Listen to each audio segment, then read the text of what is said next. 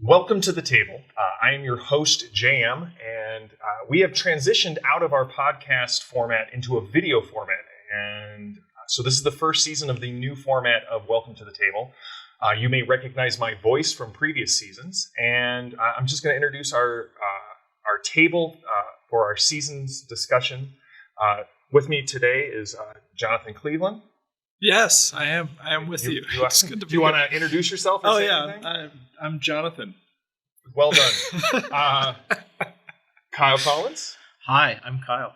You guys are just forthcoming with the information. Susie. I'm Susie Bates. I'm Thomas Thompson. You'll recognize everyone here from the previous seasons of Welcome to the Table, but again, we're transitioning out of just strictly audio into a visual format, which is appropriate because our topic this season is about change and how things are changing. Jonathan, do you want to kind of introduce our topic for the season? Yeah, we've been thinking about this for a while, and of course it's more relevant now than ever before, is that the world is changing. And I think one of the challenges that we have as people of faith, and especially Christians who are part of the church and who are the church, is we can wind up being kind of these historical preservationists where we're trying to just hang on to things as they were. And we're trying to just defend the past, defend what we have. And the change can feel very intimidating. And I think what's so challenging is, of course, the gospel is supposed to lead us forward into new stuff and into new areas of life. And so we have this tension as the church is we want to hang on to what has always been true of Jesus, but we also want him to lead us into something new. And we've got to wrestle with the changes that we're seeing in the culture around us. And I just find that really challenging as a leader, but also just as a believer. Yeah. I'm excited we're talking about change. I don't know about you guys. It feels like change is happening quicker. It is accelerating. The world in which we live is changing even faster. And so there's a couple things with that. I mean, one, there's this reality that everything is changing around me, and yet I change a little bit slower than the world. And it's not just a resistance to change. There's just this thing that if I'm really talking about my heart being changed and me turning, from one thing to another thing or embracing something, there is a process, often a relational process. There's time spent kind of doing that thing in me. And so the world's changing fast. I change a little bit slower. The other reality about change is there's no way around it. Like, it's only through it. And so there's this skill that we have to learn to embrace this, change threshold or whatever it is, that we have to get comfortable with this reality, that it is asking something different of me. I can't opt out. I can't, switch. I have to push through. And so there's some disciplines and skills and things that I have to learn to kind of embrace that. Also giving myself the grace that I change slower than the world that I live in. And it's speeding up, right? I mean, do you all feel this? I'm not a young man, but it feels like even in my lifetime, change is speeding up. Well, I mean, even just look at the news cycles. We went from 50 years ago from a daily or weekly news cycle to we then got into television, and we went into, sort of maybe a evening, every 24 hours news cycle.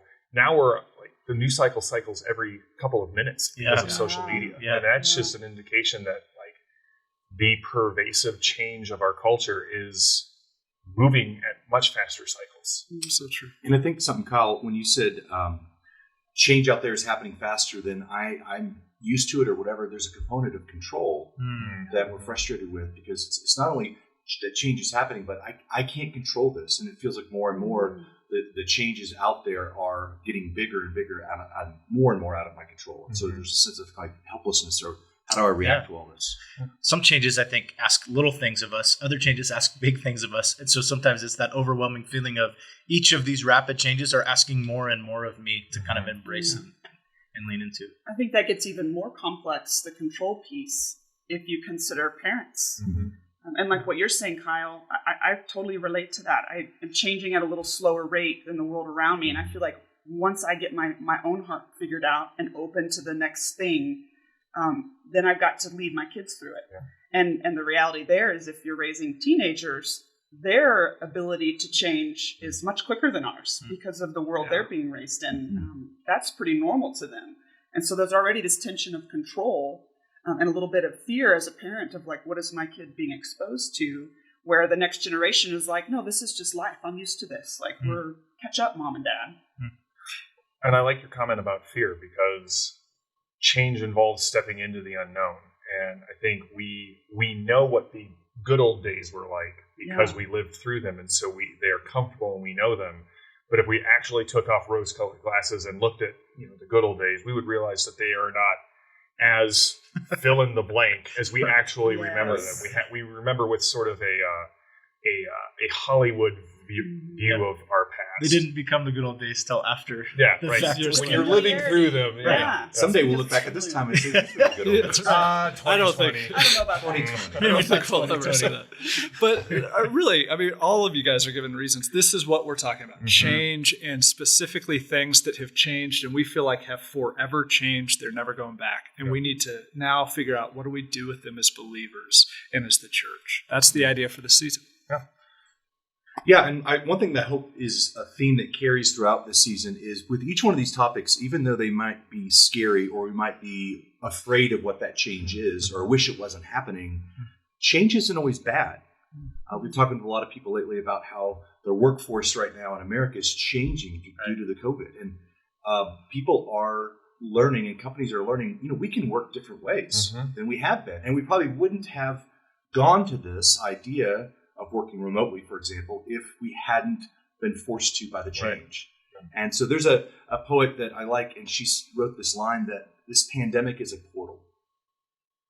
Kind of this idea that there's a lot of change that's happening, and we're all focused on that. But on the other side of this, if we will navigate well through it, and if we'll respond well as believers, there might be some really beautiful things and some exciting opportunities for the kingdom to go forward that would have never been on the plate or our radar had we not been kind of forced to change.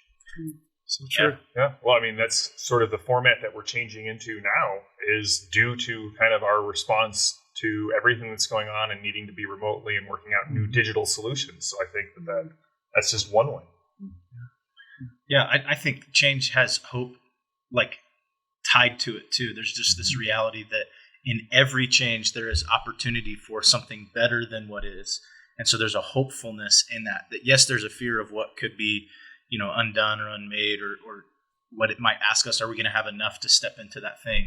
There's also this thing that it is laced with hope for a better future, a better, reality for us and our family, the kingdom coming in new ways.